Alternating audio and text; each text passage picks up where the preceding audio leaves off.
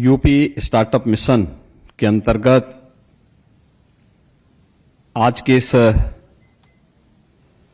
कार्यक्रम में उत्तर प्रदेश सरकार में मंत्रिमंडल के मेरे सहयोगी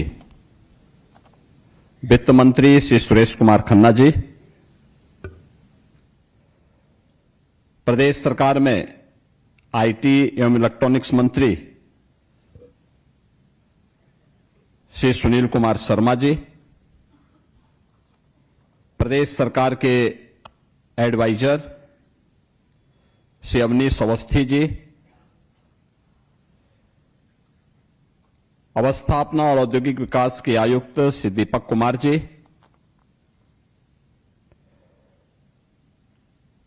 आईटी एवं इलेक्ट्रॉनिक्स विभाग के प्रमुख सचिव श्री आलोक कुमार जी, एकेटीयू के कुलपति प्रोफेसर जेपी पांडे जी, उत्तर प्रदेश सरकार के हमारे सभी अधिकारीगण, प्रदेश के विभिन्न क्षेत्रों से आए हुए हमारे सभी यूपी के स्टार्टअप मिशन को आगे बढ़ाने वाले यूपी के सभी हमारे इनक्यूबेटर्स और इस फील्ड के सभी स्टेक होल्डर्स, उपस्थित बहनों और भाइयों, मैं सबसे पहले आज के इस कार्यक्रम के अवसर पर मैं आप सबका उत्तर प्रदेश सरकार की ओर से हृदय से अभिनंदन करता हूं। मुझे प्रसन्नता है कि आज यूपी के युवाओं को हम 3 प्रकार की नई चीजें एक साथ उपलब्ध करवाने के लिए यहां पर एकत्र हुए हैं और उस क्रम में अभी आपने देखा होगा स्टार्टअप को यहां पे प्रोत्साहन फंड उपलब्ध करवाने, इनक्यूबेटर्स को की प्रोत्साहन राशि के यहां पर वितरण के कार्यक्रम को यहां पर हम लोगों ने संपन्न किया है और इसके साथ ही यूपी के अंदर यू हब के बारे में कैसे इसे प्रोत्साहित किया जाना चाहिए और कैसे हम इस सिस्टम को और गति दे सकते हैं, इन सभी कार्यक्रमों को लेकर के यूपी के युवाओं की उन सपनों को एक उड़ान देने के लिए यूपी स्टार्टअप मिशन के साथ हम सब जुड़ने के लिए यहां पर एकत्र हुए हैं। मित्रों, जब हम भारत के अंदर स्टार्टअप इकोसिस्टम की बात करते हैं, 2017 के पहले की क्या स्थिति थी और आज पूरे देश के अंदर जब हम नजर डालते हैं तो आज आपको भारत के अंदर एक व्यापक बदलाव देखने को मिलता है। मुझे याद है 2014 के पहले देश में मात्र 500 स्टार्टअप थे और आज पूरे देश के अंदर अब देखेंगे इनकी संख्या बढ़कर के 2.5 लाख से ऊपर है। एक स्टार्टअप इकोसिस्टम देश के अंदर स्वतःस्फूर्त भाव के साथ भारत के युवाओं की उन सपनों की उड़ान को एक स्पीड देता हुआ दिखाई देता है और यही स्थिति भारत की सबसे बड़ी आबादी का और सबसे बड़ी यंग वर्कफोर्स की स्टेट उत्तर प्रदेश की भी थी। उत्तर प्रदेश 2017 के पहले उत्तर प्रदेश के अंदर कुल 120 स्टार्टअप यूपी के अंदर थे, और आज मुझे बताते हुए प्रसन्नता है कि यूपी के अंदर प्रधानमंत्री मोदी जी के विजन को डबल इंजन की सरकार ने थोड़ा सा प्रोत्साहन दिया, उस प्रकार के वातावरण का सृजन किया, तो आज परिणाम है कि यूपी के अंदर 24,000 से अधिक स्टार्टअप यूपी के अंदर आज पूरी तरीके से उन सपनों को उड़ान देते हुए दिखाई दे रहे हैं। इनमें से 8 यूनिकॉर्न हैं, और आज यहां पर हम लोगों ने उत्तर प्रदेश की स्टार्टअप पॉलिसी के अंतर्गत 107 स्टार्टअप्स को हम विभिन्न प्रोत्साहन के साथ यहां पे जोड़ रहे हैं। यूपी की इसी पॉलिसी के अंतर्गत 9 इंक्यूबेटर को भी यहां पे प्रोत्साहन प्राप्त हो रहा है, और यूपी स्टार्टअप नीति के अंतर्गत हम 12 नए इंक्यूबेटर्स को भी यहां पर आज मान्यता प्रदान कर रहे हैं। और मुझे प्रसन्नता है कि यूपी स्टार्टअप इकोसिस्टम के जितने भी हमारे अन्य स्टेक होल्डर हैं, उन सबको आज यहां पर हम लोगों के द्वारा विभिन्न प्रकार से गठित जो हमारी यहां पर कमेटियां हैं, उनके सदस्य हैं, उन सब के साथ जोड़ने के साथ ही यहां पे सेंटर ऑफ एक्सीलेंस से जुड़े हुए प्रतिनिधिगण और यूपी के अलग अलग क्षेत्र में अलग अलग स्टार्टअप के माध्यम से क्या कुछ वहां पर उनके द्वारा नया कार्य किया जा रहा है, इन सबको भी हमें देखने सुनने का अवसर प्राप्त हो रहा है। भारत इनोवेट्स को मैंने अभी कुछ देर पहले सुना और अच्छा लगा। इनमें से बहुत सारे स्टार्टअप का मैंने स्वयं भी दौरा किया था, और मुझे अच्छा लगा कि उनके द्वारा यूपी के अंदर जो कुछ किया जा रहा है वह यूपी की इस पहचान को और यूपी के इस परसेप्शन को बदलने में एक महत्वपूर्ण भूमिका का निर्वहन किए। मित्रों, 2017 के पहले यूपी की स्थिति क्या थी, और ये चीजें तय होती हैं परसेप्शन से। हमारा परसेप्शन 17 के पहले की स्थिति में क्या था? उस समय जब प्रदेश के अंदर अव्यवस्था का वातावरण था, एक मान्यता चली आ रही थी, एक लंबे समय से एक सांसद के रूप में कार्य करते हुए मैं भी इस बात को महसूस करता था। जब यूपी के बाहर जाता था तो हर व्यक्ति संदेह की निगाहों से, शक की निगाहों से देखता था। यूपी का नाम सुनकर के लोग चौंकते थे। यूपी के बारे में मान्यता क्या थी? जहां से सड़कों में गड्ढे प्रारंभ हो जाए और जहां जहां सायंकाल सूर्य अस्त होने के बाद अंधकार प्रारंभ हो जाए, समझ लो यूपी का बॉर्डर आ गया। यह यूपी के बारे में एक सामान्य धारणा थी। यूपी के बारे में आम जन की मान्यता थी कि पर्व और त्योहार के पहले, उत्सव आने के पहले कोई उपद्रव प्रारंभ हो जाए, जहां स्कूल, कॉलेजेस, मार्केट महीनों महीनों बंद रहते थे, कर्फ्यू के साये में आम जन को जीने के लिए मजबूर होना पड़ता था। आप अनुमान कर सकते हैं क्या स्थिति रही होगी उस समय। यूपी के अंदर 5 वर्ष में 700 से अधिक बड़े दंगे होते हैं। कैसा माहौल रहा होगा उस समय यूपी का।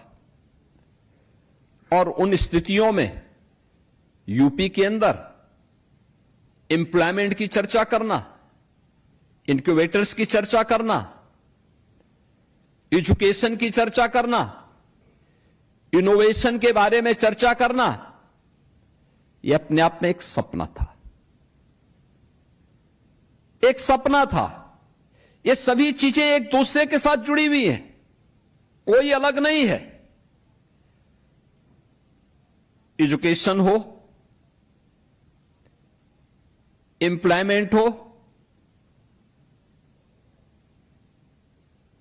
स्टैंड अप हो, स्टार्टअप हो, इनक्यूबेटर्स हो, इन सभी के बारे में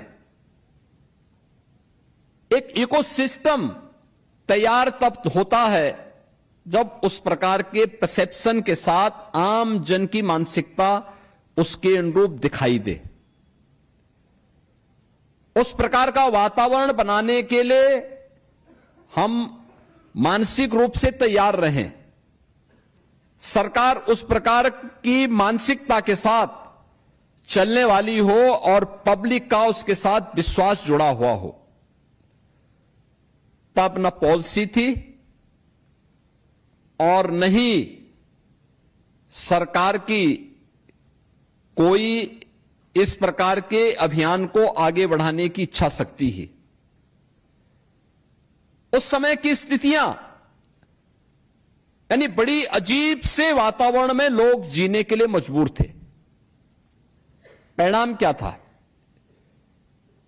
अनंत संभावना वाला ये प्रदेश। लोग आज भी मुझसे पूछते हैं, तमाम राजनयिक आते हैं, एम्बेसडर्स आते हैं, हाई कमिश्नर्स आते हैं, फॉरेन डेलीगेशंस आते हैं, वे मुझसे पूछते हैं 25 करोड़ की आबादी है, आपके सामने तो बहुत बड़ी चुनौती है। मैं कहता हूं नहीं, जितनी बड़ी चुनौती है उतनी ही ज्यादा संभावनाएं भी हमारे पास हैं। आपको इस बात को नोट करना चाहिए। और मैं कहता हूं कि आप जिसे कहते हैं कि ये यूपी की आबादी यूपी के लिए चुनौती होगी, मैं कहता हूं नहीं, ये हमारी डेमोग्राफिक डिविडेंड, इसको हम बेहतर तरीके से इस स्केल को स्किलिंग के साथ जोड़ते हैं तो ये हमारे लिए एक डेमोग्राफिक डिविडेंड के रूप में हम इसका उपयोग कर पाते हैं। और मुझे प्रसन्नता है कि आज दुनिया की सबसे यंग वर्कफोर्स हमारे पास यूपी के पास मौजूद है, जो प्रतिभाशाली है, जो ऊर्जावान है। उसको उस प्रकार का प्लेटफॉर्म उपलब्ध करवाना ये सरकार का काम है। और मुझे प्रसन्नता है कि आज 24,000 से अधिक स्टार्टअप उस प्लेटफॉर्म के रूप में यूपी के युवाओं की उस ऊर्जा को, उस प्रतिभा को एक प्लेटफॉर्म देने को तैयार है। इसमें भी मुझे और प्रसन्नता है कि आधे स्टार्टअप का संचालन हमारी आधी आबादी महिलाओं के द्वारा किया जा रहा है। और यही कारण है कि जब भी मेरे पास कोई प्रस्ताव आया, आईआईटी कानपुर के द्वारा, आईआईटी बीएचयू के द्वारा, ट्रिपल आईटी के द्वारा, आईएम के द्वारा, एकेटीयू के द्वारा, मैंने तत्काल अपने यहां के प्रशासन से कहा कि भाई देखो, हमें यहां पे इसको प्रोत्साहित करना चाहिए, इन्हें हमें फंड उपलब्ध करवाना चाहिए, इन्हें हर प्रकार से सहयोग करना चाहिए। हमने 2019 में ही सिडबी के साथ मिलकर के फंड ऑफ फंड की व्यवस्था कर दी थी प्रदेश के अंदर इस स्टार्टअप इकोसिस्टम को प्रोत्साहित करने के लिए। मैंने तब भी कहा था कि नहीं, हमें इसको प्रोत्साहित करने के लिए हर प्रकार का सहयोग करना चाहिए। बीच के कुछ कालखंड में एक गतिरोध सा आया था, लेकिन बाद में हमने कुछ चेंजेज किए, आज उसको और तेजी के साथ आगे बढ़ाने का काम किया। हमें लगा कि नहीं, हमें नए स्टार्टअप के लिए कुछ नए प्रोत्साहन देने चाहिए। हमने हाल ही में अपनी नई पॉलिसी के अंतर्गत उन प्रोत्साहनों को भी और अच्छे ढंग से आगे बढ़ाने का काम किया है। हमने हमेशा अपने उच्च शिक्षण संस्थानों से कहा है कि आप केवल परंपरागत पाठ्यक्रम तक सीमित मत रखिए। आपको अपने विश्वविद्यालयों में, अपने इंस्टीट्यूट में इनोवेशन को, R&D के लिए एक बेहतरीन माहौल आपको देना होगा। और इसके लिए मुझे प्रसन्नता है कि इस बार हमारी सरकार ने सभी विश्वविद्यालयों के लिए एक फंड अलग से उपलब्ध करवाया है जो रिसर्च की एक्टिविटीज को वहां प्रोत्साहित कर सके, इनोवेशन को आगे बढ़ा सकें। ये सभी कार्य इसलिए जिससे हम उत्तर प्रदेश की छवि को कुछ बेहतर कर सकें। और आज मुझे प्रसन्नता है कि जो प्रयास हम लोगों ने 2017, 18, 19 में प्रारंभ किए, आज उसके परिणाम देखने को मिलते हैं। आज मुझे प्रसन्नता है कि 17 के पहले जो राज्य देश के अंदर बीमारू राज्यों की श्रेणी में गिना जाता था, बॉटम 3 में जिस उत्तर प्रदेश की गिनती होती थी, आज उत्तर प्रदेश देश की टॉप 3 इकोनॉमी में एक बन चुका है। हमने अपने प्रदेश के अंदर इन 9 वर्षों में यूपी की इकोनॉमी को 3 गुना करने में सफलता प्राप्त की, पर कैपिटा इनकम को 3 गुना करने में सफलता प्राप्त की, वीमेन वर्क फोर्स को, उनकी भागीदारी को 3 गुना करने में सफलता प्राप्त की, बड़े उद्योगों को जिनकी संख्या मात्र 12,000 थी, आज हम उसको लगभग 3 गुना करने में सफलता हमने प्राप्त की है। यह है नया यूपी जो अब पीछे हटने वाला नहीं, तेजी के साथ देश की सबसे तेजी के साथ उभरती हुई अर्थव्यवस्था के रूप में अपने आप को स्थापित कर रहा है। और इसीलिए आज जब हम आज यहां पे उपस्थित हुए हैं, हमने अपने स्तर पर प्रयास किया। IIT कानपुर ने कहा कि हम मेडटेक के लिए एक सेंटर ऑफ एक्सीलेंस बनाना चाहते हैं, ड्रोन टेक्नोलॉजी के लिए बनाना चाहते हैं। हमने कहा यूपी आपके साथ सहयोगी बनेगा, गवर्नमेंट आपके साथ सहयोगी बनेगी, हम आपको सहयोग करेंगे। SGPGI ने कहा कि हम सेंटर ऑफ एक्सीलेंस अपने यहां डेवलप करना चाहते हैं, हमने कहा हम आपको सहयोग करेंगे। IIT BHU ने कहा कि हम अपने यहां यूपी एग्रीज के साथ मिलकर काम करना चाहते हैं, हम अपने यहां सेंटर ऑफ एक्सीलेंस डेवलप करना चाहते हैं, हमने कहा हम आपको इस फील्ड में सहयोग करने को तैयार हैं। यहां तक कि मैंने इन लोगों से कहा कि हमें आज की इमर्जिंग टेक्नोलॉजी को आगे बढ़ाने के लिए जिस भी प्रकार के सहयोग की आवश्यकता पड़ेगी, हमारी सरकार उसमें आपके साथ खड़ी है। क्वांटम कंप्यूटिंग के लिए, स्पेस टेक्नोलॉजी के लिए, ड्रोन टेक्नोलॉजी के लिए, रोबोटिक के लिए, ग्रीन हाइड्रोजन के लिए, इस सारे क्षेत्र में जहां भी आवश्यकता पड़ती है, हम आपके साथ खड़े हैं। और मुझे प्रसन्नता है, आज हम 1 दर्जन से अधिक सेंटर ऑफ एक्सीलेंस या तो संचालित कर रहे हैं या बनाने की दिशा में उत्तर प्रदेश तेजी के साथ आगे बढ़ा है। और मेरा मानना है, अभी भी भारत के अंदर स्टार्टअप इकोसिस्टम में यूपी की आबादी के अनुसार हमारी उपस्थिति दर्ज होती हुई दिखाई देनी चाहिए। अभी हम भारत के अंदर कुल स्टार्टअप की तुलना में अगर अपने आप को देखते हैं तो हमारा हिस्सा 1/10वां आ रहा है, जबकि आबादी 1/6वां है। यानी इसका मतलब हमें यहां पे भारत के कुल स्टार्टअप का 20% यूपी के अंदर होना चाहिए। इसके लिए तैयारी करनी होगी और इसके लिए जितने भी आज यहां पे हमारे जितने भी स्टार्टअप्स यहां पर आए हैं डीप टेक के क्षेत्र में, जिन्होंने अलग अलग सेंटर ऑफ एक्सीलेंस विकसित कर रहे हैं, उन सबका भी मैं आह्वान करूंगा और सभी स्टार्टअप से मैं कहूंगा वे इस इकोसिस्टम को और गति प्रदान करने के लिए, आज के युवाओं के सपनों को और उड़ान देने के लिए वे आगे आए। हमने पहले ही सिडबी के साथ फंड ऑफ फंड्स बनाया है। आवश्यकता पड़ेगी हम इस राशि को आगे बढ़ाएंगे।